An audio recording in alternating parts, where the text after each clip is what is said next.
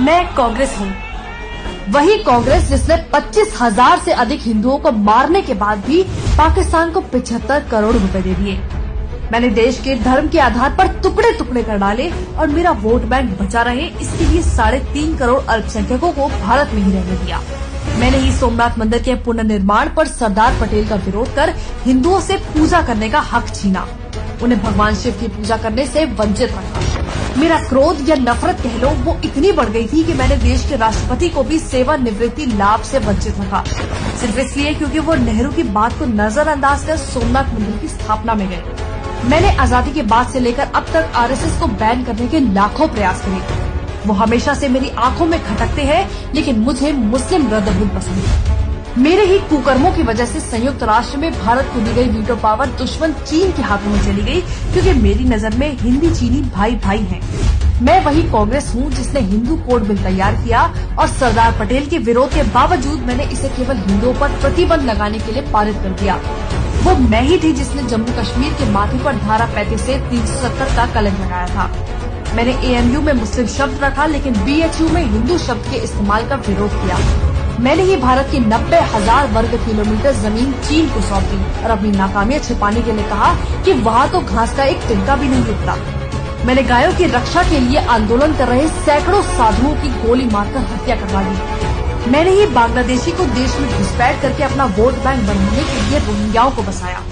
मैंने न केवल हमारी सेना द्वारा जीते गए भारत के अहम हिस्से पीओके को वापस उपहार में दे दिया, बल्कि पाकिस्तान की जेलों में बंद हमारे 54 बहादुरों की परवाह किए बिना पकड़े गए पाकिस्तान के 93,000 सैनिकों को भी लौटा दिया, क्योंकि बुज़दिली तो मुझे मेरे बड़ों से विरासत में मिली है।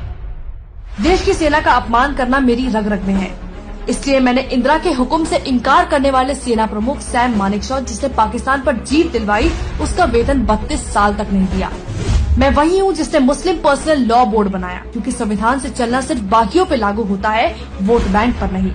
मैंने ही देश में आपातकाल लगाकर लोकतंत्र का गला घोटने की कोशिश की। वो मैं ही थी जिसने संविधान में धर्मनिरपेक्ष शब्द को डाला, लेकिन फिर भी हज सब्सिडी देने में कतराई नहीं, और आज भी उसका दुरुपयोग करने में मुझे कोई शर्म नहीं है। वो मैं ही थी जिसने 30,000 से भी ज्यादा सिखों को बेरहमी से कत्लेआम करवाया और उनके गुनहगारों को बचाए रखा। गरीबी हटाओ का नारा देकर देश को गरीब बना दिया और देश का सोना गिरवी रखवा दिया। मैंने ही वक्फ एक्ट में संशोधन कर इसे इतना शक्तिशाली बना दिया कि आज आपकी जमीन कभी भी आपके ही हाथों से जा सकती है और आप कुछ कर भी नहीं पाओगे। मैंने परमाणु का विरोध किया, सेना को कमजोर रखने की मेरी मेहनत पर पानी जो फिर जाता। मैंने रिमोट कंट्रोल पीएम बनाया, उसकी आड़ में लाखों करोड़ों के घोटाले किए। देश में पाकिस्तानी आतंकियों ने 3 दिन तक कहर मचाया, लेकिन इल्जाम लगने से बचने के लिए मैंने आरएसएस को अपना टारगेट बनाया और हिंदू आतंक को जन्म दिया। वो मैं ही थी जिसने देश से छिपकर चीन के साथ एमओयू साइन कर अपने ही देश की कमर में छुरा घोंपा था।